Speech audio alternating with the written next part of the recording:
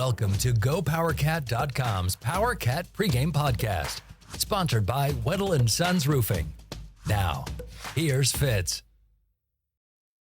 Hey everyone, it is Tim Fitzgerald, publisher of GoPowercat, and welcome to the Powercat Pregame Podcast, sponsored by Weddle & Sons Roofing. If you have roofing needs here in Manhattan or in the state of Kansas or surrounding states, go check out, see if you can get Weddle & Sons incredible service in your hometown. Well, Kansas State started Big 12 play last week, and they did so with the last game of the weekend for the conference because they were the Big 12 After Dark game at BYU on Saturday night, kicking at 9:30 p.m. And things seemed to be going okay for the Wildcats until about the final 2 minutes of the first half when everything seemed to start breaking BYU's way, and it ended up in a 38-9 whooping by the Cougars put on the Wildcats. It was a stunning outcome, not in the fact that K-State lost, but they looked so inept at times in that game and just nothing could go right. But the good news in this conference is when you lose, you get another chance the next week typically, and that is so true for Kansas State. And they also get to open Big 12 play this weekend after closing it last week. They are the 11 a.m. game, and they play host to the Oklahoma State Cowboys inside Bill Snyder Family Stadium. Now, Oklahoma State is also 0-1. Both of these teams thought they would be serious contenders for a spot in the Big 12 title game, and one of them will leave Manhattan with an 0-2 conference record. Oklahoma State lost in Stillwater last Saturday to Utah as Coach Kyle Whittingham's team rolled into Stillwater and physically dominated the Cowboys. Don't be fooled by the 22-19 final score. This was pure domination, and it was impressive. Can Oklahoma State recover from that by going on the road to a place, well, where they lost significantly last time? I think it was 45-0 in 2022. And of course, Oklahoma State beat K-State a year ago in Stillwater and kind of derailed K-State's hopes. A lot's at stake here. Neither team wants to be 0-2 or really can stand to be 0-2 because that leaves you so much work to do if you want to get to Arlington. But as I mentioned, we'll get started very early today compared to last week, 11 a.m. on ESPN, and it's going to be a very interesting matchup of two longtime original Big Six foes. And as we always do, we'll have our usual list of suspects coming in lined up, starting with Brien Hanley, the former Kansas State offensive lineman and host of the Big 12 Insiders. Go check out that channel, please. We'll give you what he thinks the Wildcats look like heading into this game, and then we'll follow that up with our recruiting analyst, Ryan Wallace, who also does our breakdowns of opponents. And Wally will tell us what's going on with Oklahoma State. Why can't they run the ball despite having Ollie Gordon and an experienced offensive line? It's baffling. The game of football always tends to fascinate, doesn't it? We'll wrap it up by hearing from Chris Kleiman and Avery Johnson. Literally hearing from Avery because, unfortunately, the audio of his press conference is all that is available. The video failed.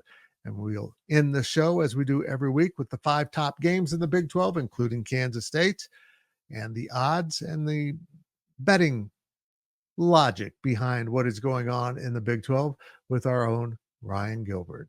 So he's standing by right now, Big B, Brien Hanley. He was Michael Bishop's left guard. And let's get rolling with your Powercat Pregame Podcast. And now he's taking a break from his Big 12 Insiders duties, still wearing the clothing, to help us out here with our Powercat Pregame Podcast preview of Oklahoma State as we dig into the Wildcats a little more with our football analyst, Brien Hanley.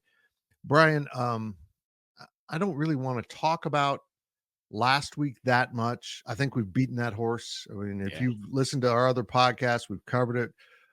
But I want to do this. So what lessons can this team take away from what happened to them in Provo? I think the biggest lesson, other than the pre-snap penalty, we can talk about all that. That's stuff you got to fix in practice. I just think dealing with adversity. When adversity hit, we had no idea how to answer that against a big-time opponent. Look, Tulane happened, I understand, but Tulane's not BYU. And, again, I don't even know how good BYU really is. We'll find out because they got a tough October coming up. Yep. But having said all of that, just dealing with adversity and being able to bounce back. I think that I said it on several of our podcasts, Fitz. That was the thing that was most discouraging to me is that when you got punched in the face, you just sat there and didn't do anything. And just continued to get punched in the face, and we had no fight. I didn't like that. Yeah, that's a bad sign. I'm going to be blunt. That's not a good sign. No. And that's not a sign of a typical K-State team. So hopefully we see a little bit more playing with anger at times, because that's what you got to do, particularly on the defensive side of the ball. I thought it was very interesting, and my Wednesday daily delivery was on the fact that Chris Kleiman was most upset that his defense didn't stop that second touchdown after the first interception. They didn't bow up and hold him to a field goal. He was intensely disappointed in them. And of course, he's a defensive coach, so I understand why he comes defense first. But as I mentioned, that's the mob mentality. The offense is struggling. We got to take matters into our own hands. It didn't happen. The opposite happened. They too buckled in the force of a little pressure, in the face of a little pressure. And that was troublesome. But at least they get to come home for this game, where they'll be much more comfortable. They just played a whale of a game a couple weeks ago against Arizona. How do you think K-State will come out on this 11 a.m. game after playing a really late game last week? I don't think they'll come out against the Pokes. Fitz, I think they're going to come out extremely aggressive, or they need to come out extremely aggressive. The reason being is because some of the stuff that happened last week is down in the red zone, the passiveness, the conservative play calling, all of that kind of stuff kind of led to what happened. We got to turn the tide. And the only way that you can, well, I shouldn't say the only way, but one of the ways that you can turn the tide is by being aggressive, and come out and do that. I think this is one of those games where we got to throw the ball a little bit more, maybe not more than what we run it, but more than what we usually do. Take some chances down the field. Risk, throwing some incompletions or whatever the case may be. But, you can't constantly, there's no good football teams that are super ultra conservative on offense or defense. I know everybody thinks it's always offense. You can be conservative on defense too. There's no good football teams that are that. And Kansas State, for the most part, isn't that. Yeah. So we got to get back to that, just being aggressive on both sides of the football, Fitz. And I think that's how they'll come out. Well, they need to, but they can't also abandon the run, because Utah set a big tone last week in Stillwater in beating Oklahoma State by owning the line of scrimmage, physically dominating Oklahoma State in a way that I would imagine was rather uncomfortable for Mike Gundy and his coaches to see their team bullied on their home field. Is that a sign that Utah is really good at being physical, which they probably are, or Oklahoma State maybe isn't as physical as you need to be in the upper echelon of this conference? Oh, I think it's 100% both, Fitz. Yeah. I think Utah is a bully, and I think they played like a bully. And look, Oklahoma State, this isn't the first time that their defense has been smacked around this year. So we can say that, okay, well, it was Utah. Well, go back to the Arkansas game. The Arkansas, they were doing wind sprints up and down the field in the first half against Oklahoma State. And if you get on these boards and, these comments, not only on the Big 12 insiders, but here, Oklahoma State fans, well, that was the best defensive game that we played all year. And my first thought was, they ran for 250 yards against you with their backup quarterback, and you couldn't stop it at all. If that's your best game, then Kansas State has to be licking their chops thinking, well, heck, we don't have a backup quarterback, and we can run the ball really, really well when we want to. So two things can be true, and I think both of them are. I think Utah is super aggressive. I don't think Oklahoma State is as physical as what people may lead you to believe. And I think Kansas State can take advantage of that, and they need to take advantage of it. Is that lack of physicality, which Oklahoma State had last year, strangely enough, with the same line, basically, is that what's leading to Ollie Gordon's issues, or is there something larger going on here with the running back we expected to be maybe the Heisman Trophy leader, who is nowhere near that? He's probably about the 15th best running back in this conference right now, which is impossible to explain.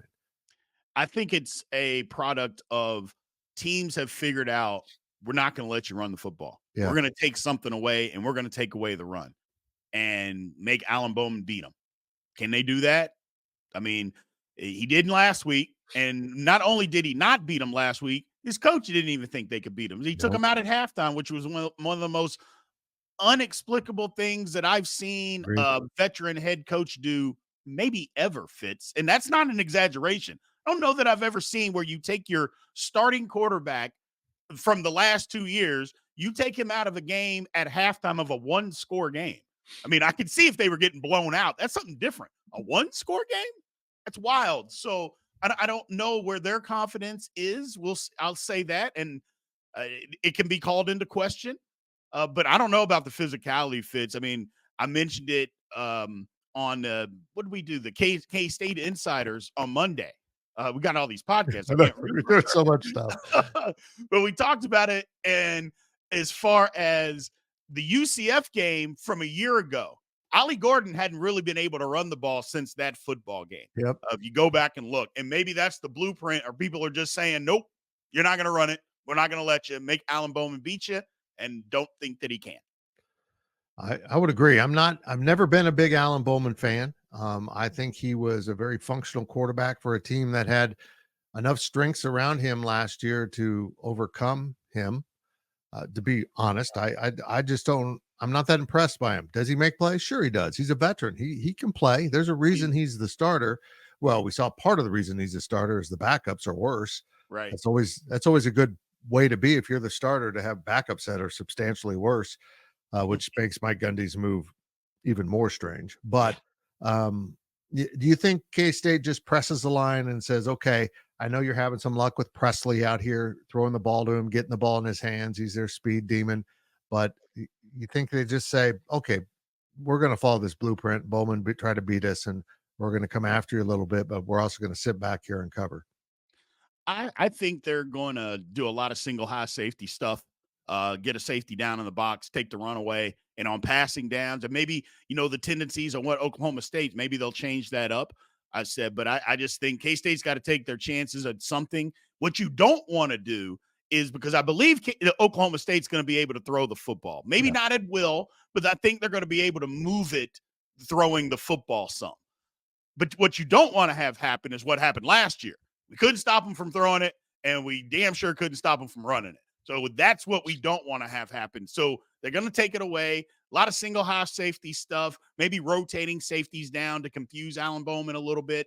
But I think they take away the run. I think it's, hey, we'll deal with what we got to deal with on the outside, but you're not going to run the football. But, as Ryan Gilbert talked about again on the Insiders on Monday, K-State's already good at stopping the run. Right. So I don't think they have to invest in a whole bunch of other guys or schemes and stuff to stop the run. Just continue to do what they do. Yep, I would agree with all that.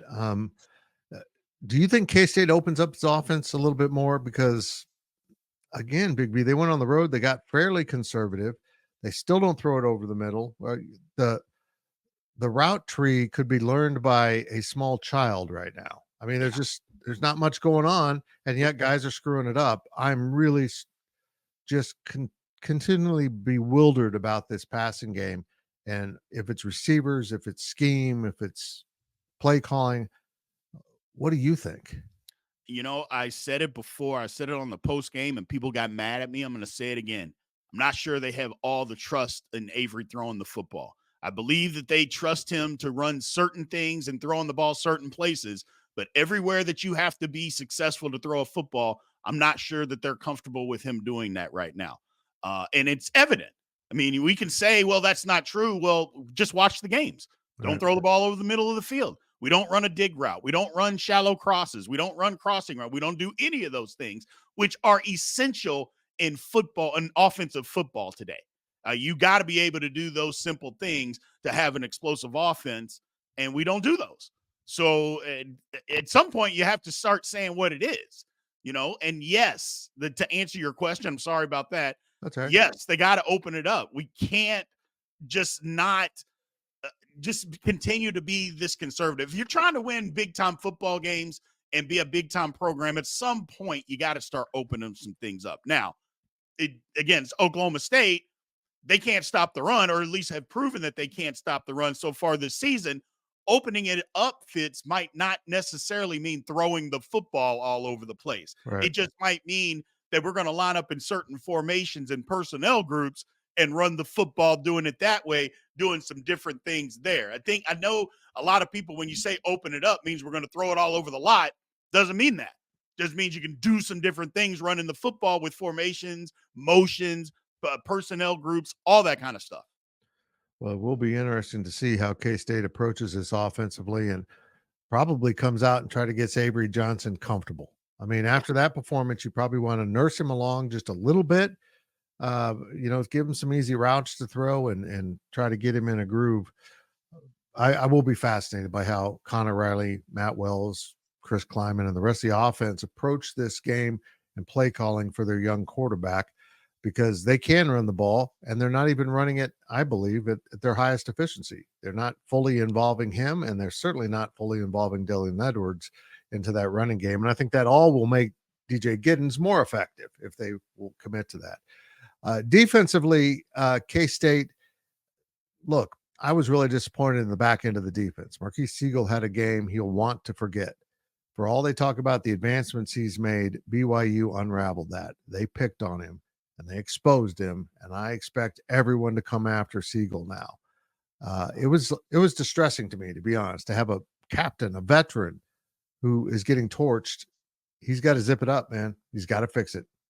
Yeah, gotta fix it. It's inexcusable, and I think he probably knows that. But the bottom line is K-State hadn't been great against the pass all year long. Now, I mean, you can take the Arizona game. Hey, we only gave up 7 points, but I think that had more to do with what we were doing up front to stop them, right, and them just not having another competent receiver. And K-State finally say, okay, we're going to shut this guy off. We're not going to just let you throw and complete 20 passes of this guy. Having said that, they haven't been great all year. I mean, they just haven't. We have to be better. Maybe mix in some coverages, mix up some coverages, do some different things. But it was disheartening. Chris Kleiman is right. Look, he said it. Yeah, the offense turned the ball over, but defense, you got to stop them. You got to hold. You guys are good. There's no reason just because somebody got a turnover, wherever it is, 10-yard line, 5-yard line, 2-yard line. That doesn't mean that they're just allowed to get into the end zone. And it seemed like the defense, they didn't give up. So I'm not saying that, but it just seemed like they were deflated and didn't go out and do their job, and that's what you can't have happen on a football team. One side of the football makes a mistake and the other side lets their mistake affect them. And then it's a snowball effect. That's what happened. I totally agree with that. And the oddity of Kansas State giving up a special teams touchdown last week. That was such a fluke. I don't even want to blame them. That ball rolled like 20 yards after a muff. It was, loose on the field, and he just gets it, picks it up, and finds an opening. There was so much flukiness to it, but they still did it, and we're not accustomed to that in these parts. It was kind of weird to see someone else do that to K-State instead of vice versa. Yeah, no, it was definitely weird. The kid made a play. Give him credit. Yeah. He probably ran 165 yards on that play, which is insane to be able to do that. And again, you muff a punt. Guys are going towards the ball. I get it. You're supposed to stay in your lanes. But if you see a ball that's rolling around, you're taught from elementary school football on, balls on the turf, you go get it. And that's what happened. Guy just made a play, just made an angle. And it is what it is. Like you said, I don't want to blame them. I don't blame them.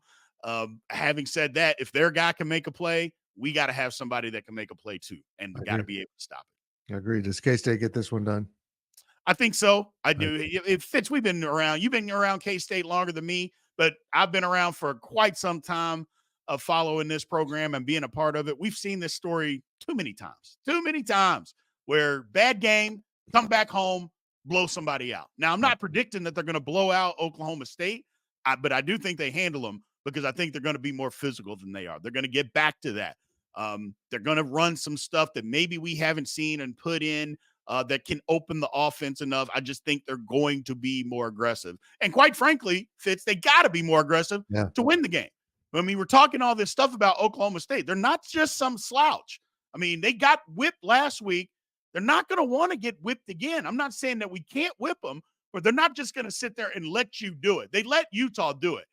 Okay, they're not going to just let somebody do it 2 weeks in a row. Doesn't mean that we can't, but we're going to have a fight on our hands to be able to go do that. I think we do. Very good. His name's Brien Hanley. Big B is the host of the Big 12 Insiders. Make sure you check out that channel as well as being a subscriber to the GoPowercat channel. Big B, thank you very much. And of course, on Thursday, he also has his Big 12 Game Day show, which previews the entire conference. It's an interesting week in the conference, Big B. There's a lot of games that are going to kind of sort things out, like BYU at Baylor.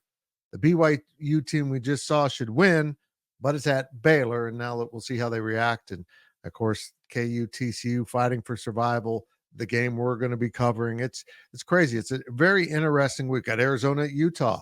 It's going to be fun football all weekend long. It's weird. The BYU Baylor game we just saw. You would think Baylor is totally deflated after the way that they lost, and BYU is on cloud 9. The game's at Baylor. Baylor is a 3.5-point favorite. I don't know, but Vegas, they always know something. Yep, just they do. they know they something. do, and I always think I know better, and I'm wrong. That's it for this segment of the Powercat Pregame Podcast, sponsored by Weddle and Sons Roofing. On the other side, Ryan Wallace, one of our football analysts, and he covers recruiting for us, but he also digs into the opposing team. He's going to break down the Oklahoma State Cowboys when the Powercat Pregame Podcast continues. It's time to take a break for our sponsors. We'll be back with more from GoPowercat.com. Weddle and Sons Roofing. Protecting homes, businesses, and providing peace of mind for more than 25 years. Weddle and Sons is your Tesla solar roofing outlet. Now let's head back to the show for more K-State sports coverage from GoPowercat.com. Welcome back to the Powercat Pregame Podcast. One segment down, and let's get started with number 2 as our own Ryan Wallace steps in to give us a breakdown of the Oklahoma State Cowboys. The Cats and Cowboys meet 11 a.m. Saturday morning at the Bill. Wally, I don't know what to think about Oklahoma State. I just don't. I don't understand it. I can't wrap my mind around how with Ollie Gordon they can't run the ball, and I don't think they're very good. Dude, I thought the same thing going into the game last year in Stillwater, and K-State didn't get it done. Oklahoma State turned around their season, and I feel like the same thing could happen if K-State doesn't take this seriously. I went back and listened to our pregame podcast from this same game last year. Why? Because I was like, I wonder what we were saying last year. Because I'm like, I have a feeling it'd probably be the same thing as this year in terms of Oklahoma State. And it was like my entire segment was me trashing Alan Bowman for the entire segment about how terrible of a quarterback he was. And Fitz, we talked about it before we started recording just now. Like, you go back and watch that Oklahoma State tape from last year, and surely it nothing to take away from Oklahoma State, but I mean, they weren't great in that win, and K-State certainly was abysmal in the loss.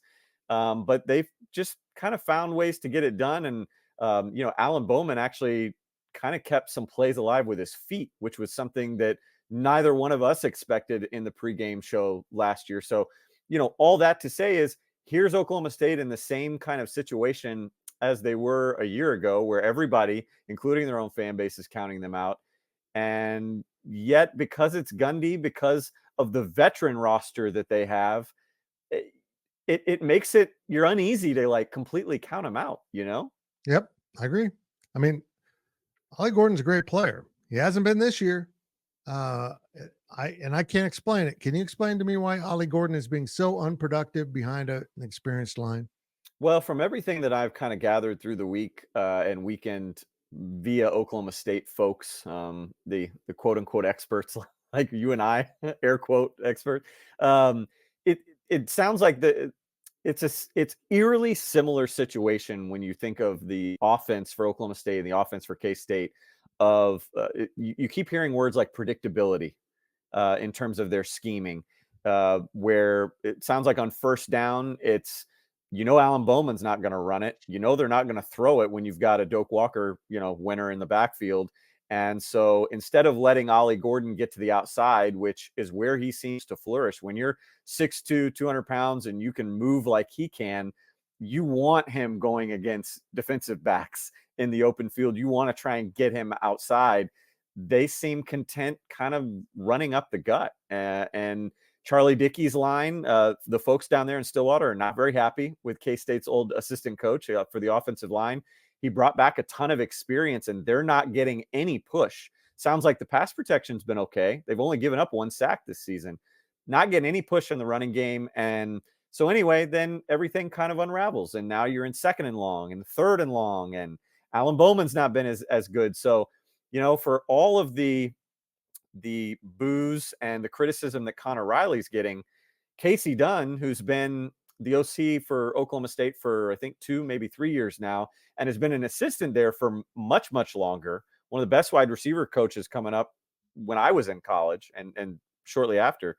He's getting it a lot worse than Connor Riley right now. There's just not a level of explosiveness, Fitz, that I think Oklahoma State fans and really Big 12 fans that know Oklahoma State have become so accustomed to with Mike Gundy offenses. It's just not there. Opposing teams are taking away Ollie Gordon. They're loading up saying, we're not letting him beat us because he can beat us. And asking Alan Bowman, can you beat us? And as you mentioned, last year, the answer was yes. He did that against Kansas State, but Will Howard didn't play well. The team didn't play well, and they still were kind of in it. I will take that bet. I would bet on Alan Bowman not being able to beat K-State in Manhattan, but it's a crazy conference. These teams kind of have crazy games. So I'm not sure what to think, but it could happen. Alan Bowman is an experienced guy. Maybe he'll uncork another brilliant game. Yeah, and I mean, it's just really interesting too when you really start to get into deeper data with Oklahoma State.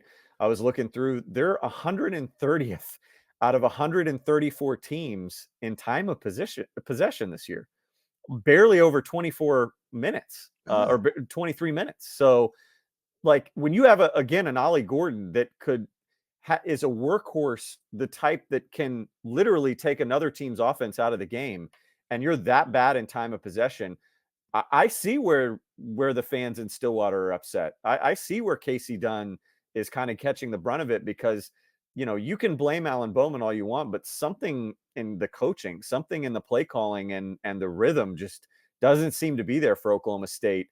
And again, kind of to compare and contrast here a little bit, because obviously the K-State fans are not so happy coming out of BYU with Connor Riley in the offense right now. But again, you look at the data, the offensive points per drive, again, it's by definition, it's kind of exactly what it says it is. K-State 61st, Oklahoma State 64th. And just because I know K-State fans like to know and like to, again, compare with previous, A&M is 72nd. Offensive net yards per play, again, net yards per play, K-State 42nd, Oklahoma State 49th, A&M 90th.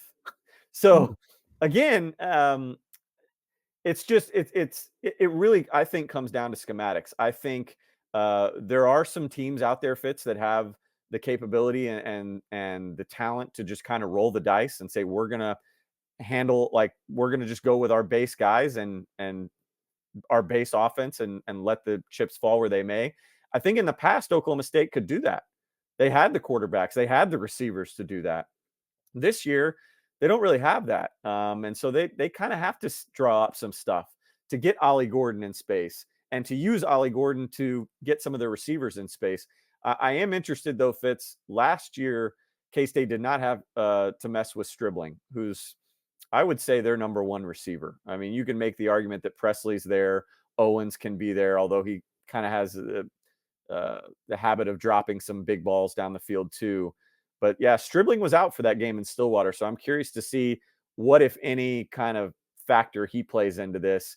And the other thing I'll say, Fitz, that's interesting that I heard from a colleague of ours who talked with a Big 12 coach. I'll just leave it at that. This was in the offseason. And it's an interesting theory of what you said about Ollie Gordon.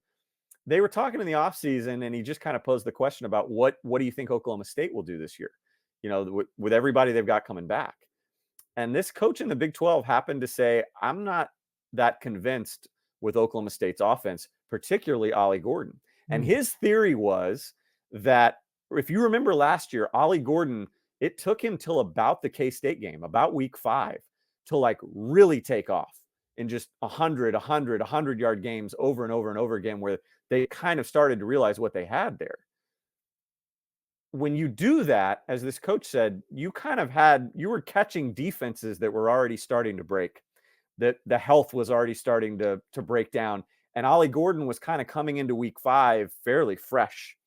And now you look at him this year, and instead of 37 carries entering week 5, he's already at 73. And so, again, there's more film on him. He's not as fresh, and they're not scheming very well for him. And so I think maybe that theory has some legs to it. I would agree. Thanks to playing a football game in the middle of the night last week, I was able, from my hotel room in Provo, to watch Oklahoma State, Utah. That was pure domination by Utah along the line of scrimmage. They pushed around Oklahoma State in a manner that I'm not used to seeing, be real honest. They absolutely dominated. And I'm going to call it this. It was a 22-19 butt whooping. You know, the score doesn't reflect how dominant they were. Is that something Kansas State can replicate? Or is Utah just that good along the lines? Because I feel like Kansas State can be more physical than Oklahoma State. I'm not just sure if they can be that much more physical. Right. Yeah. I would say, you know, that you can replicate some of the things that Utah did, but by and large, Utah is just a more physical team right now than what K-State's put on the field through 4 weeks.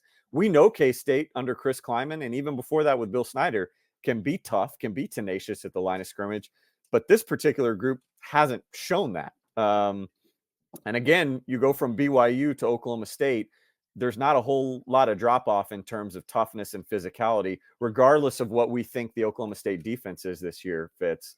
I think one of the things that's really hurting Oklahoma State, and I think their fan base is kind of torn on this a little bit, but I'm going to side wholeheartedly in the camp that says they miss Colin Oliver a lot. I think they've got different playmakers at every level. Nick Martin is a really fantastic linebacker for them. The safety Trey Rucker has been unbelievable so far this season. I mean, both of those guys are playing at an all Big 12 type level, but they miss Colin Oliver up front, and he's not going to help you in terms of being a run stopper, but his disruption, and again, being able to have a guy that can create that level of pressure gives a defensive coordinator more flexibility in how they can draw some stuff up around him. Colin Oliver last year in 2023, he's kind of their hybrid pass rusher, right? He's only like 6'3", but 41 pressures was the second most in the Big 12 to Byron Murphy, who was a first-round pick by the Seattle Seahawks. He was an 81.1 pass rush grade from PFF. And through 2 games this year, he already had 13 pressures, and he only played 24 snaps against Arkansas. So he played like a game and a quarter, game and maybe a half of action this year, and already had piled up 13 pressures. You take him away, and I think you're seeing some areas where they're just not able to get a ton of pressure. And I think it limits how versatile they can be up front along the defensive line. So if there's an area that I feel like K-State can really expose Oklahoma State, and oddly enough, as bad as Will Howard played last year, he might have given a glimpse in 2023 of what we could see on Saturday morning in 2024. If you go back and look, Will Howard had 104 yards rushing in Stillwater last year on 10 carries with a touchdown. And some of it was, you know, broken plays or what have you. And but a lot of it was also designed runs. And you think about that. I mean, that was the most rushing yards that Will Howard had last year in a game. And if you can have Will Howard, if you can scheme up some things that allowed Will Howard to do those things on the run, I don't know why you can't do that with Avery Johnson. And Oklahoma State Fitz has done this repeatedly. It's there on historically that they don't play well against running quarterbacks. You look this year against Taylor Green, or I'm sorry, the quarterback from Arkansas. Had 18 rushes for 61 yards. Last week, Isaac Wilson, a lot of play action stuff, 6 rushes for 41 yards. Hell, the backup quarterback for Tulsa scored a touchdown, had 11 yards on 2 carries. So they've shown that, like, there's a blueprint to beat them, right? As active as their secondary is, K-State's going to have to be smart with the football, especially in Avery Johnson that's coming off, 2 questionable picks, right? And decision-making as a passer. He can take off and run. The question again, Fitz, as we've been saying for 4 weeks now, comes back to, are they going to let Avery Johnson run? It's so true. So true. Avery is suited to inflict a lot of damage in this game. We're not just sure if he'll be allowed to do it. And also, any concern about him bouncing back from a pretty lousy performance?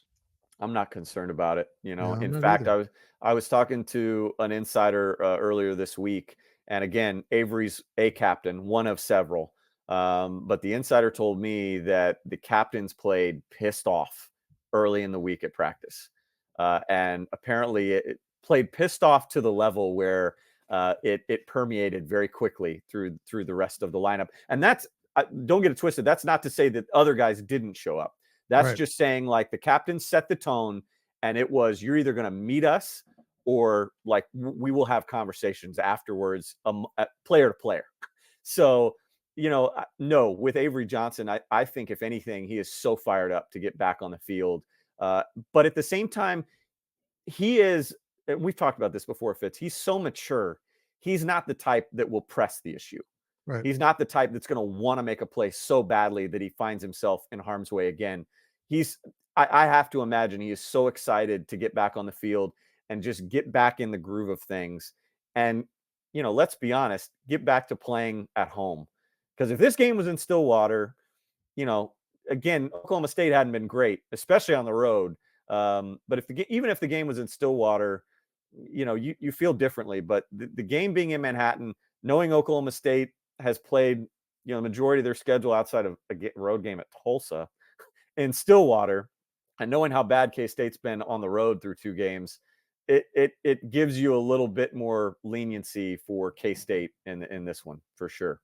Do they get it done?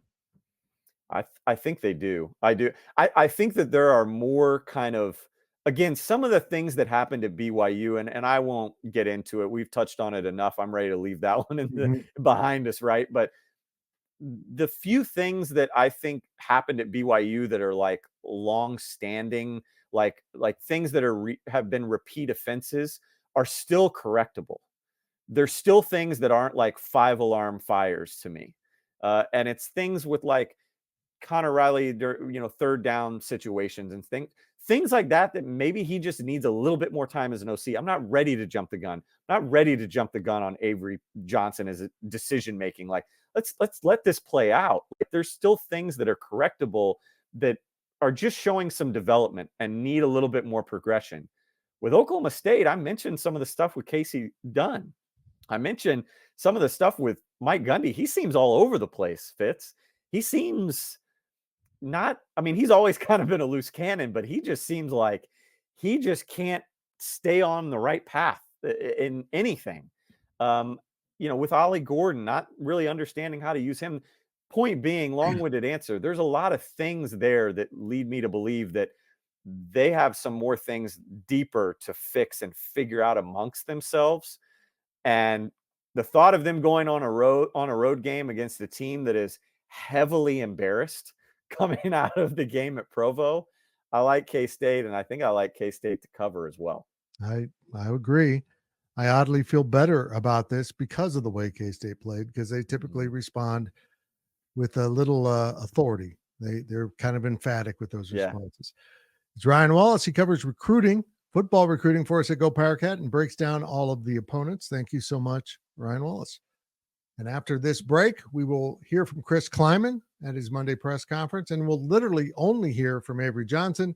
We have no video. It failed, but we do have some audio with my conversation with Avery Johnson on Monday. And then Ryan Gilbert will wrap the show up with the 5 top games in the Big 12, a little sports betting advice.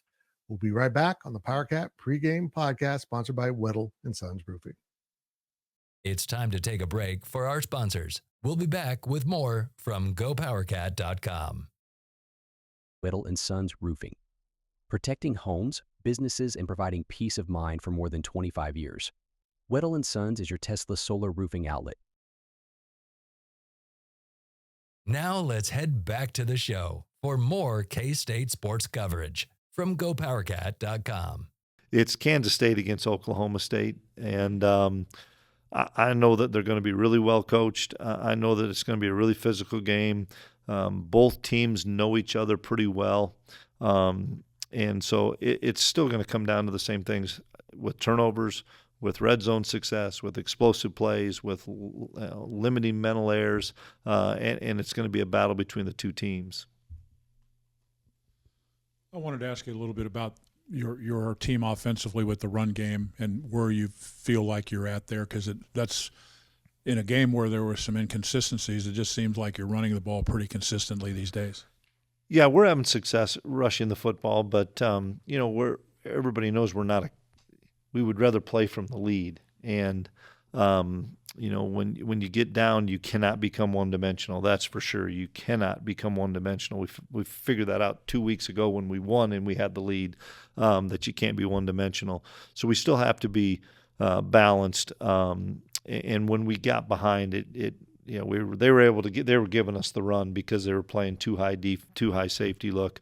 We just got to have better balance, I think, early on in games. And I say that with all respect. We had good balance. We didn't get it in the dang end zone. The whole first half, I thought we had really good balance. But when you can't stick it in the end zone and then they get the lead, your runs are going to be fine, but you're not going to be able to throw the ball as much because they're playing the pass. I wanted to ask, too, about Oklahoma State.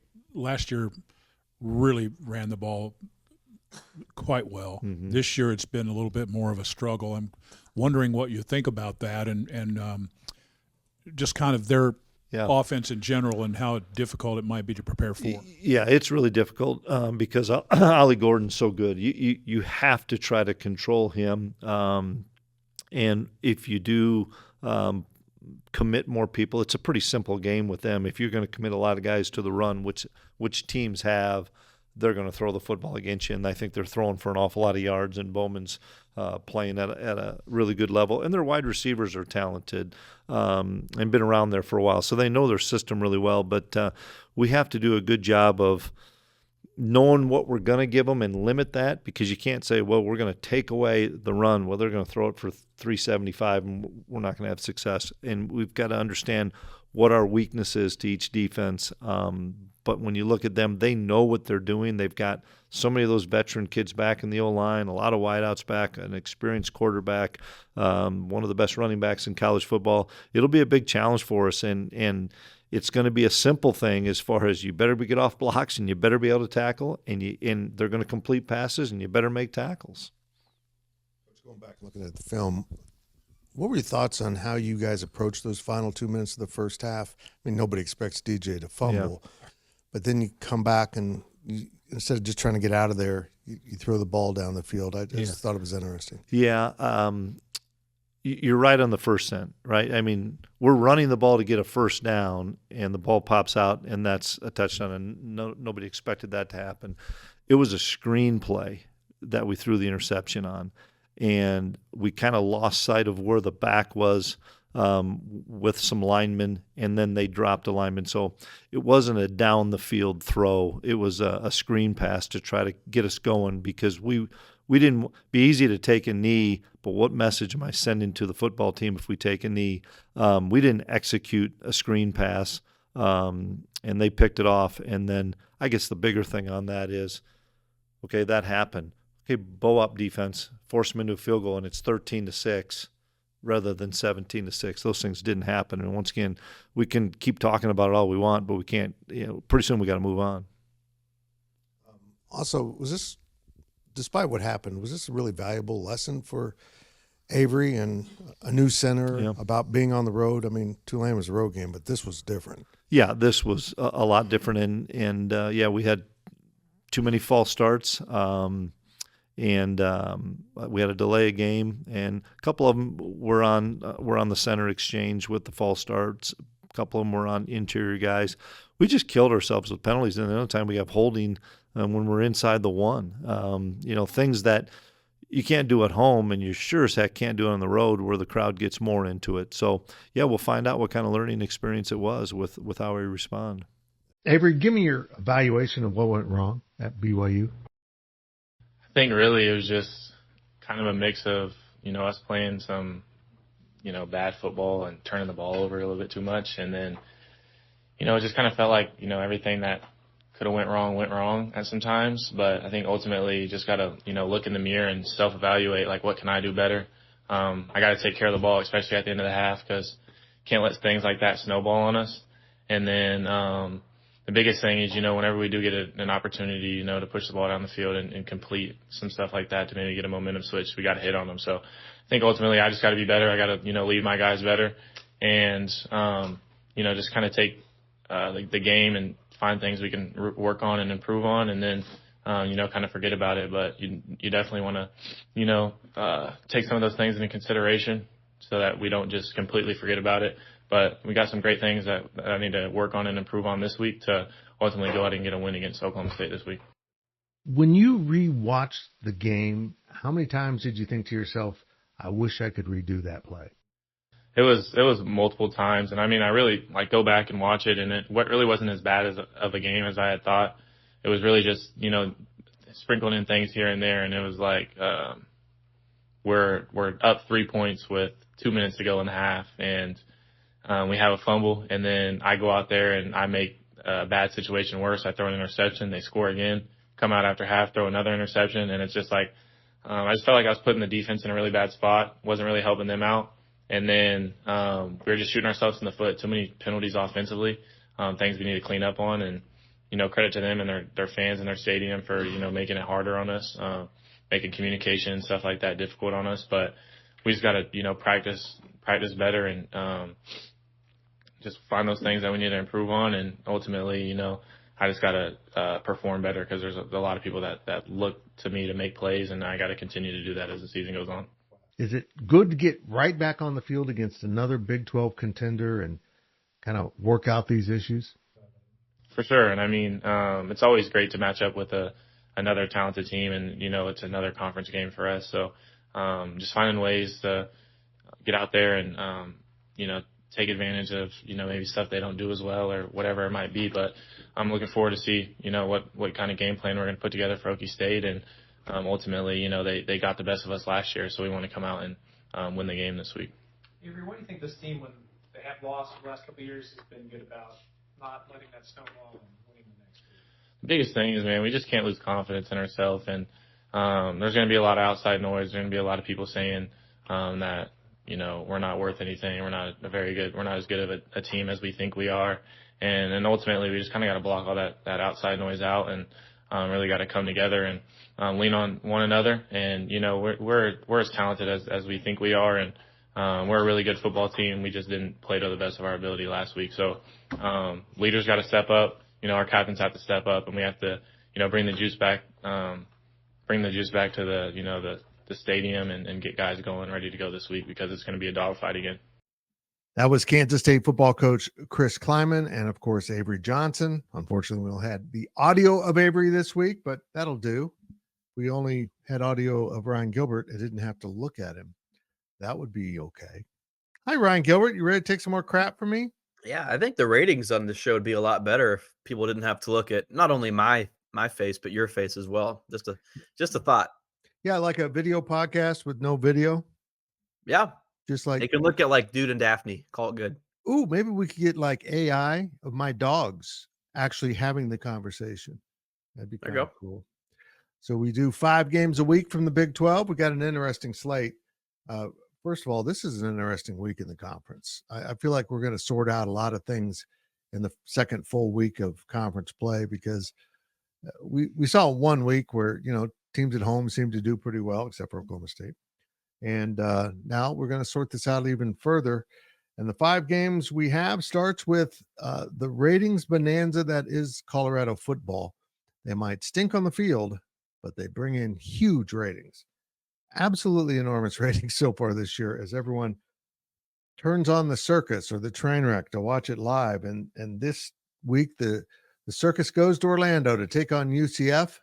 The Knights are a 14.5-point favorite over Deion Sanders' Colorado Buffaloes.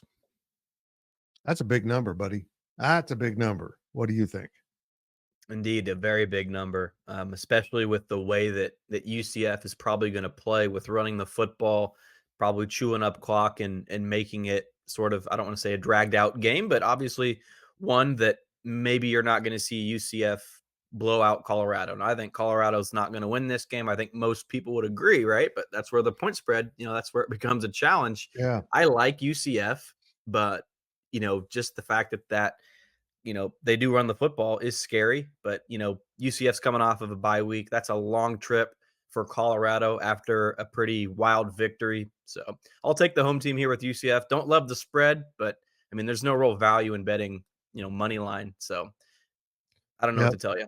Yeah, I probably do the same. If I had to bet, I'd pick UCF minus 14.5. I think they'll probably hang a good 20+ win on this one. I just think Colorado is awful. And they played an equally bad Baylor team last week. Speaking of BYU and Baylor, they're up next. This game is in Waco. So BYU had a very comfortable night game in Provo. Now they go to Waco, which can be a challenge, although BYU's looking pretty good and Baylor is seemingly down after that loss at Colorado. Baylor's a 3.5-point favorite. This conference is hard to figure out, but this week we're picking all home favorites. What do you say about this game? I don't know if you're familiar or anyone listening knows the zigzag theory. Now, I don't follow it like it's gospel, but long story short is when a team loses and a team wins and they play the next week, you want to bet on the team that is coming off of that loss, right? And so, I don't love it, but it's something that I always kind of keep in mind or keep in the back of my mind when looking at games. But this one, it really jumps out at you the way that Baylor lost on the road at Colorado with the Hail Mary and stuff to send it to overtime. And we all know about Kansas State with BYU.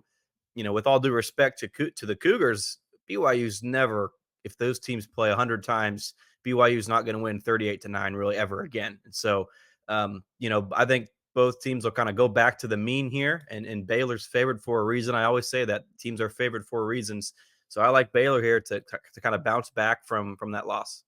Okay, here's a game we thought might be really entertaining as we headed into the season. Now that we're a third into the year, it doesn't look quite like a great matchup. Arizona visits Utah in a crucial Pac-12 game. Hold on. That's a Big 12 game. And this looked like it was going to be a really important game after what Arizona did at K-State 2 weeks ago. They took a week off to think about what they had done, and they got to see Utah win at Oklahoma State. Utah looked awfully unstoppable, and they are an 11.5-point favorite in Salt Lake City against the other Wildcats. What do you think?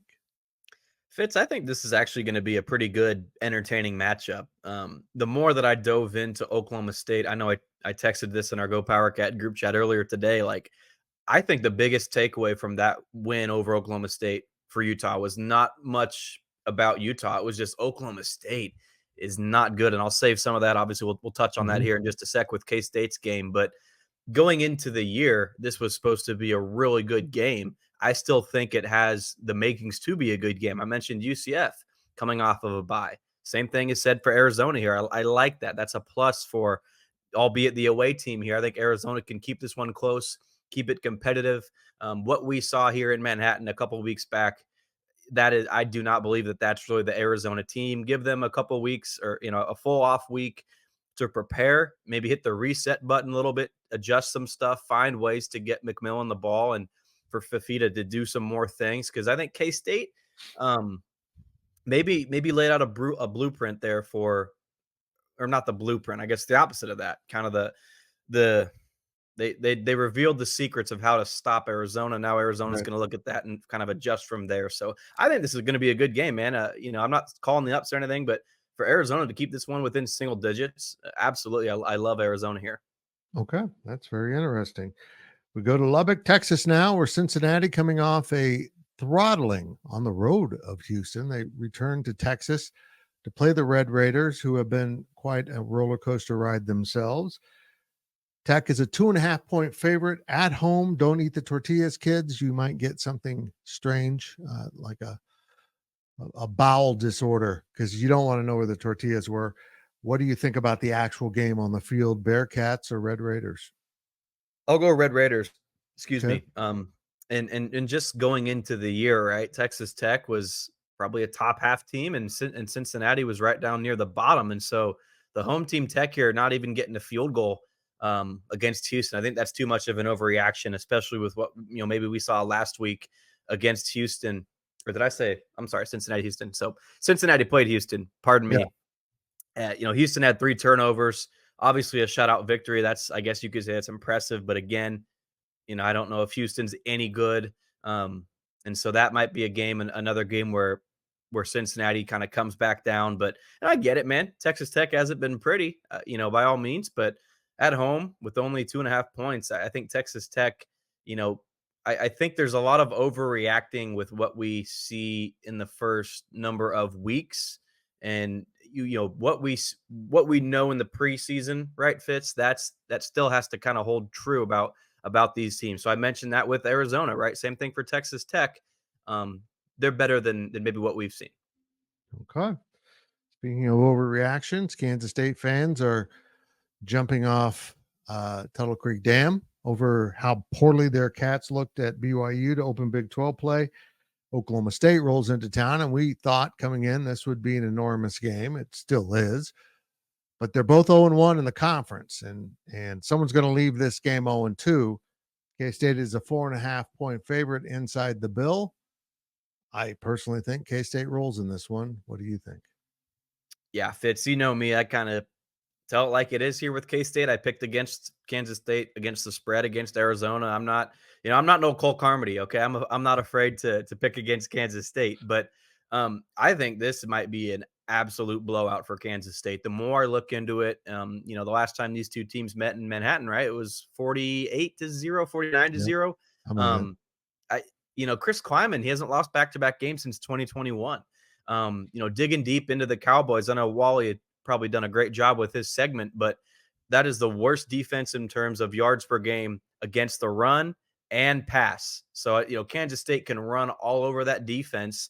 And Fitz, we've talked about maybe the passing game needing to open up for Kansas State. Absolutely, it does. Yes. But I don't know if this is really the game for that to happen, or if Kansas State's going to need that to happen. I think K-State, DJ Giddens, Edwards might get a little more involved. Avery Johnson, we know what he can do with his legs.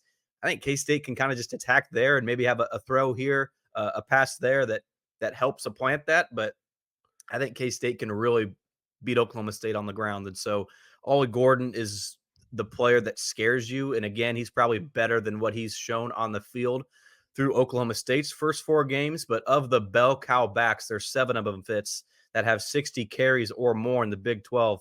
Gordon is the worst at yards per carry at 3.5 yards a carry. And so that's just bad. DJ Giddens is almost doubled that. Yeah. Dylan Edwards is almost tripled that, or maybe his triple is at like 9 something. And so there's just, in Kansas State, a home field advantage here. Last year, you throw out the Iowa State game, K-State was locked down, lights out at home. And so Oklahoma State, man, the more I look into it, I am less and less and less convinced that, again, Oklahoma State and Utah, I think the biggest takeaway there was Oklahoma State's just not a good team. Well, the good news is, according to the forecast as we record this, there will not be a blizzard. Good. So, and yes, they Will Lee is not on the roster anymore. No, he's not. And he probably won't be playing in blizzards now in the Southeast Conference. But I think K-State does handle this, and I'm really not impressed with Oklahoma State. But I said that before last year's game, and Oklahoma State found life and beat K-State and built that into making it all the way to the Big 12 championship game. We'll see if Mike Gundy, he's an old dog with a mullet and some old tricks. We'll see if he can get it done. Thank you, Ryan Gilbert. That absolutely flew by. Thank you, Ryan Gilbert, so very much. Great stuff as usual. And it's Kansas State, Oklahoma State, 11 a.m. at the Bill. If you're not going to be in Manhattan, make sure you watch on ESPN. It should be an exciting game. And then, unlike last week, you can sit back and watch the rest of Big 12 football, including another edition of Big 12 After Dark. It's a full slate of games in the conference and some very interesting matchups. If you want to learn more about the Big 12 schedule, make sure you check out Big 12 Insiders Game Day over on our Big 12 Insiders channel. 11 a.m. at the Bill. Cats and Pokes. I hope to see you there. And next week is an off week before K-State prepares to go on back-to-back road games to Colorado and West Virginia. Up first It's the Pokes and the Cats, and I will see you at the Bill. Thank you for watching GoPowercat.com's Powercat Pregame Podcast, sponsored by Weddle & Sons Roofing. This has been a GoPowercat.com and Spirit Street production.